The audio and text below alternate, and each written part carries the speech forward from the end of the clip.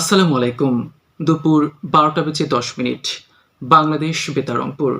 স্থানীয় খবরে আমন্ত্রণ জানাচ্ছি মারজান কবির। প্রধানমন্ত্রী তারেক রহমান রংপুর, খুলনা, রাজশাহী, বরিশাল, সিলেট ও কুমিল্লায় অব্যবহৃত আধুনিক ৬ শিশু হাসপাতাল দ্রুত চালুর নির্দেশ দিয়েছেন। একই সঙ্গে আগামী ২রা জুনের মধ্যে নির্দেশনা বাস্তবায়ন ও অগ্রগতির বিষয়ে সার্বিক প্রতিবেদন পেশ করতে প্রধানমন্ত্রী নির্দেশনা দিয়েছেন। প্রধানমন্ত্রী ডেপুটি প্রেস সেক্রেটারি জাহিদুল ইসলাম রনি এ তথ্য জানান। ডেপুটি প্রেস সেক্রেটারি আরও জানান, অব্যবহৃত ৬ শিশু হাসপাতাল নিয়ে একটি প্রতিবেদন পত্রিকায় প্রকাশ হয়। প্রতিবেদনটি প্রধানমন্ত্রী তারেক রহমানের দৃষ্টিগোচর হলে স্বাস্থ্য ও পরিবার কল্যাণ মন্ত্রী, প্রতিমন্ত্রী এবং সচিব সহ সংশ্লিষ্টদের সঙ্গে জরুরি বৈঠক করেন। প্রধানমন্ত্রী বৈঠকে উপস্থিত স্বাস্থ্য ও পরিবার কল্যাণ মন্ত্রণালয়ের সচিব সহ সংশ্লিষ্টদের তাৎক্ষণিক নির্দেশ দেন দ্রুত অব্যবহৃত ৬টি হাসপাতাল পরিদর্শন করে চালুর জন্য। বর্তমান সরকারের নির্বাচনী ইশতেহার এর কার্যকর বাস্তবায়ন এবং ২০২৫-২৬ অর্থবছরের কর্মপরিকল্পনার অংশ হিসেবে কুড়িগ্রামে গতকাল এক কৃষক সমাবেশ অনুষ্ঠিত হয়েছে। জেলার ফুলবাড়ী উপজেলার নগরাজপুর আলিম মাদ্রাসা মাঠে আয়োজিত এই সমাবেশে গণযোগাযোগ অধিদপ্তরের মহাপরিচালক মোহাম্মদ আব্দুল জলিল প্রধান অতিথি ছিলেন। সমাবেশে অন্যান্যের মধ্যে অধিদপ্তরের পরিচালক মোহাম্মদ মীর আসলাম বক্তব্য রাখেন। কুড়িগ্রাম কৃষি বিশ্ববিদ্যালয় চর agriculture development institute, climate change and environmental research institute, fresh water fisheries research institute এবং vegetables and fruits research institute নামে ৪টি নতুন ইনস্টিটিউট চালুর সিদ্ধান্ত নেওয়া হয়েছে।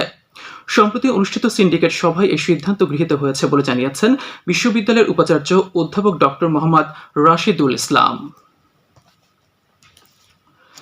কৃষি উৎপাদন বৃদ্ধি, সেচ সুবিধা নিশ্চিতকরণ ও জলাবদ্ধতা দূর করতে দেশব্যাপী খাল পুনর্খনন কর্মসূচির অংশ হিসেবে গতকাল কুড়িগ্রামের উলিপুরে খাল খনন কার্যক্রম শুরু হয়েছে। উপজেলা নির্বাহী অফিসার এটিএম আরিফ এই কর্মসূচির উদ্বোধন করেন। উপজেলার ধামশ্রেণী ইউনিয়নের খাওনার দরগা ব্রিজ থেকে সুরির ডাড়া ব্রিজ পর্যন্ত ২ কিলোমিটার খাল পুনর্খনন করা হবে। এর জন্য ব্যয় ধরা হয়েছে ৫১,৯২,০০০ টাকা।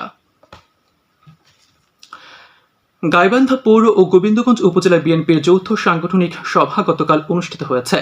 গোবিন্দগঞ্জে একটি বেসরকারি কমিউনিটি সেন্টারে অনুষ্ঠিত এই সভায় সংসদ সদস্য মোহাম্মদ শামীম কায়সার লিঙ্গন প্রধান অতিথি হিসেবে উপস্থিত ছিলেন। উপজেলা বিএনপির আহ্বায়ক ফারুক কবির আহমেদ এতে সভাপতিত্ব করেন। সভায় সাংগঠনিক কার্যক্রম শক্তিশালী ও গতিশীল করা ছাড়াও সরকারের নির্বাচনী ইশতেহার এবং পরিকল্পনা বাস্তবায়নে করণীয় নিয়ে আলোচনা করা হয়। রংপুর মহানগরীতে জনসাধারণের চলাচলে প্রতিবন্ধকতা দূরীকরণে ফুটপাত দখলমুক্ত রাখতে অভিযান চালিয়েছে মেট্রোপলিটন গোয়েন্দা পুলিশ। গতকাল পায়রা চত্বর এলাকায় এই অভিযানের সময় রাস্তার উপর মালামাল রেখে ব্যবসা পরিচালনার অভিযোগে ২ জনকে গ্রেপ্তার করা হয়েছে। Rangpur metropolitan police commissioner Mohammad Abdul মাহবুদ জানান, মহানগরীর আইন শৃঙ্খলা রক্ষা, জনসাধারণের নির্বিঘ্ন চলাচল নিশ্চিতকরণ এবং ফুটপাত ও সড়ক দখলমুক্ত রাখতে এ ধরনের অভিযান অব্যাহত থাকবে। রংপুর নগরীর বিভিন্ন এলাকায় মাদক বিরোধী অভিযানে ৩ জনকে আটক করে অর্থদণ্ড ও কারাদণ্ড দেওয়া হয়েছে। গতকাল নগরীর খামারমোড়, সিএনপি গোডাউন, কেটিসি, ইসলামপুর, ধাপ ও পরশুরাম থানা এলাকায় মাদকদ্রব্য নিয়ন্ত্রণ অধিদপ্তর ও জেলা প্রশাসন যৌথ অভিযানে এই অভিযান পরিচালনা করে। জেলা প্রশাসনের নির্বাহী ম্যাজিস্ট্রেট অভিজিৎ চৌধুরী ও কাজী মোহাম্মদ শাহিন এতে নেতৃত্ব দেন। অভিযানে আটককৃতদের কাছ থেকে নেশাজাতীয় ট্যাবলেট উদ্ধার করা হয়। পরে ভ্রাম্যমাণ আদালত তাদের একজনকে ৩ মাস এবং অপর ২ জনকে ১৫ দিন করে বিনাশ্রম কারাদণ্ড প্রদান করার পাশাপাশি প্রত্যেকের কাছ থেকে ১০০ টাকা করে অর্থদণ্ড আদায় করা হয়।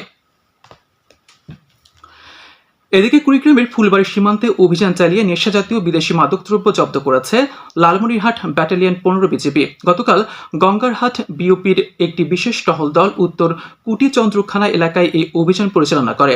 বিজিবি জানায়, গোপন সংবাদের ভিত্তিতে সীমান্ত এলাকায় অবস্থান নেয় টহল দল। এ সময় বিজিবির উপস্থিতি টের পেয়ে চোরাকারবারীরা ৪,৪০০ পিস ইয়াবা ট্যাবলেট ফেলে পার্শ্ববর্তী দেশের অভ্যন্তরে পালিয়ে যায়।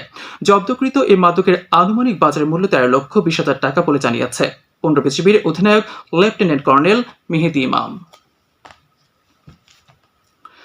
কুড়িগ্রামের রৌমারী উপজেলার শোলমারী ইউনিয়ন পরিষদে আজ এক অবহিতকরণ সভা অনুষ্ঠিত হয়েছে। ইউনিয়ন পরিষদ চেয়ারম্যান মোহাম্মদ নজরুল ইসলাম এতে সভাপতিত্ব করছেন।